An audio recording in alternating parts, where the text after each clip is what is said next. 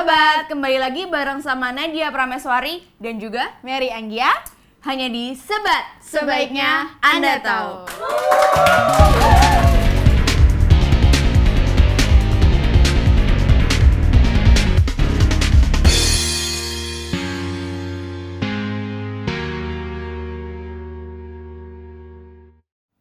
Striker yang satu ini nggak punya skill yang sementereng Messi, nggak punya skill sedahsyat Cristiano Ronaldo, nggak memiliki tendangan seakurat Batistuta, nggak sekokoh Ibrahimovic. Sundulannya juga nggak semaut Oliver Bierhoff, dribblingnya biasa aja, cenderung berantakan. Jangan disandingkan dengan sang fenomenal Ronaldo dari Brasil. Wow, disenggol sedikit aja, ia akan terjatuh dan bertingkah layaknya kena ranjau darat. Keseimbangannya nggak bagus-bagus banget. Jangankan menggoceh bola saja, kadang ia terjatuh seperti kena angin. Wow, terlalu ini ya. Bahkan berlari pun tampak sempoyongan. Jersey yang ia gunakan pun kerap kelihatan kedodoran karena tubuhnya yang kurus setidaknya bagi pemain sepak bola profesional. Saking jengkelnya, pelatih legendaris asal Skotlandia Sir Alex Ferguson pernah nyeletuk, orang ini pastinya lahirnya offside. Wow. Saking jengkelnya, pelatih legendaris asal Skotlandia Sir Alex Ferguson pernah nyeletuk, orang ini pasti lahirnya offside. Wow. Seorang legenda sepak bola lain asal Belanda yaitu Johan Cruyff berujar, dia ini nggak bisa main bola sama sekali. Dia cuma berada dalam posisi yang tepat. Oh, namun siapa yang menyangka striker ini menjadi salah satu legenda dalam sepak bola. Keberadaan dirinya serta gol-golnya yang tak jarang nyeleneh dan anti jadi momok menakutkan bagi kiper tim lawan. Ya, sobat-sobat pasti tahu, legenda yang satu ini yang dimaksud itu adalah Filippo Inzaghi.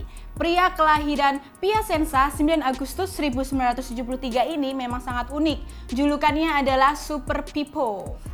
Ia pernah menciptakan rekor sebagai striker tersubur di Eropa dengan 70 golnya.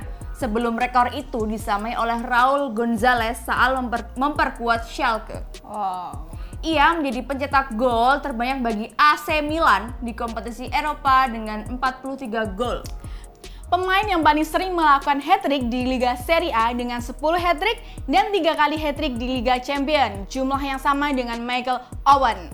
Inzaghi menjadi satu-satunya striker yang bisa mencetak gol di semua kompetisi yang diikuti oleh klub Eropa. Setelah 2 golnya bersarang ke gawang Boca Junior, tim asal Argentina di final Piala Dunia antar klub tahun 2007 lalu. Awal karirnya, ia bermain di Piacenza Junior, kemudian naik ke Piacenza untuk tim utama. Di Piacenza, sempat pula dia dipinjamkan ke Leve, kemudian ke Verona, akhirnya kemudian pindah ke Parma, kemudian ke Atlanta. Di Atlanta inilah bakatnya mulai terendus, hingga akhirnya Juventus terpikat olehnya. Bersama Juventus, ia melakoni penampilan sebanyak 165 pertandingan dan menyarangkan gol sebanyak 89 gol di semua kompetisi.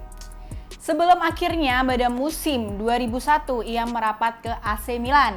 Di AC Milan inilah ia menjalani puncak karirnya sebagai striker hingga pensiun pada tahun 2012 lalu. Bersama AC Milan, ia tampil sebanyak 300 kali dan menorehkan 126 gol di semua kompetisi. Angka yang nggak terlalu fantastis bagi seorang striker, namun banyak di antara gol-golnya adalah gol krusial penentu kemenangan. Dalam karir profesionalnya, total ia melakoni 604 laga dengan total 278 gol, 43 assist, 36 kartu kuning, 2 kartu kuning kedua yang berujung kartu merah, dan 1 kartu merah langsung. Piala koleksinya juga bukan piala sembarangan. Juara Piala Dunia bersama Italia pernah ia rasakan. 2 gelar champion bersama AC Milan pernah ia cicipi. 3 kali Scudetto. Oke, buat lebih tahu jelasnya langsung aja saksikan tayangan berikut ini.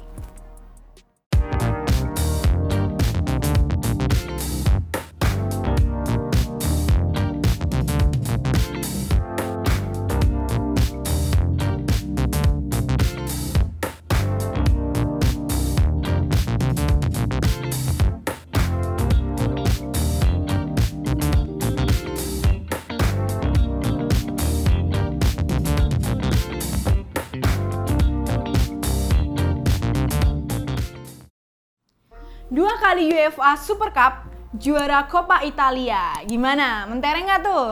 Bahkan makhluk alien bernama Lionel Messi pun belum pernah juara dunia, setidaknya hingga saat ini. Gak jarang, ia memang berada dalam posisi offside sebelum memasukkan bola ke gawang lawan. Namun, wasit terkelabui.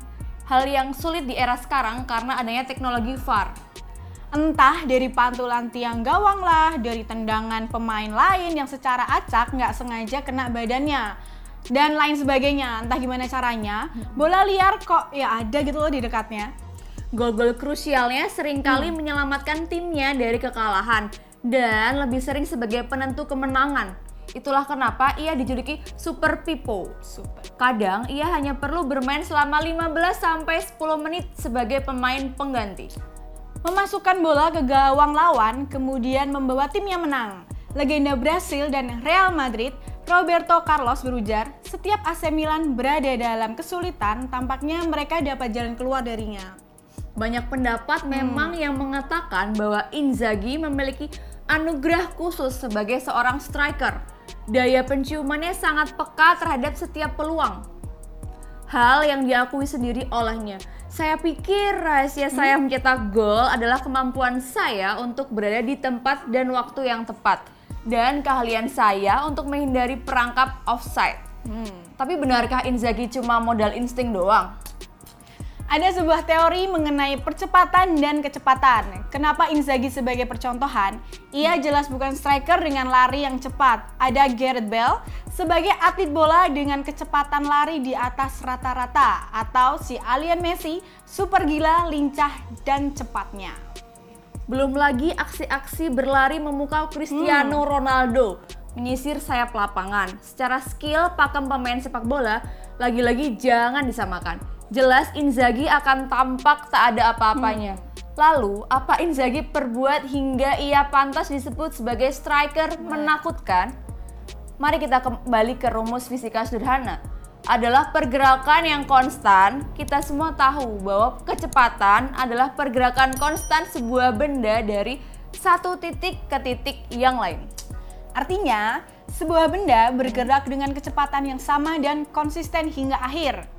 Fisikawan legendaris Albert Einstein menyebut salah satu dari konsep di teori relativitasnya bahwa benda yang memiliki kecepatan konstan sejatinya merupakan benda yang relatif diam. Hal ini merujuk pada tulisan Einstein yang tersohor terbitan tahun 1905.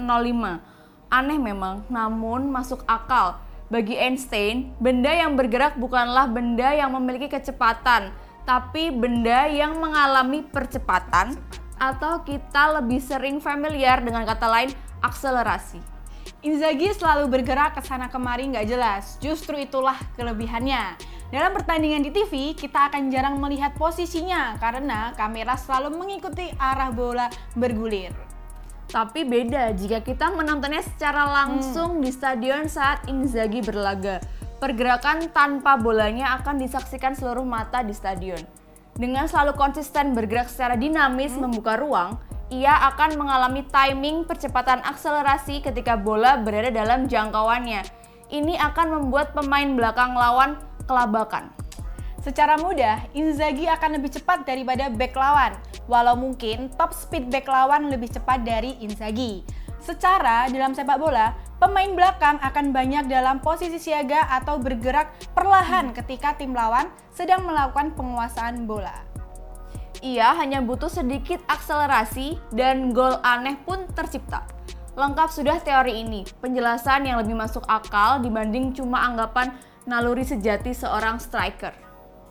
Setelah pensiun di tahun 2012, ia memutuskan melanjutkan karirnya sebagai pelatih. Tak begitu sukses, jatuh bangun, hingga akhirnya sebagai pelatih yang mengepalai Benevento musim 2019-2020. Mereka baru saja berhasil menjuarai Serie B, kasta kedua sepak bola Italia. Dengan itu, Inzaghi bersama Beneventonya berhak berlaga di kasta tertinggi Serie A Liga Italia. Selamat Benevento dan selamat juga untuk sang striker legenda Italia dan dunia, Filippo Inzaghi. Oke sobat, itu tadi pembahasan tentang Filippo Inzaghi. Jangan lupa saksikan terus Sebat dan jangan lupa untuk subscribe, like, share, dan komen video ini. Dan Jangan lupa untuk nyalakan lonceng notifikasi supaya kalian nggak ketinggalan tayangan-tayangan dari kita.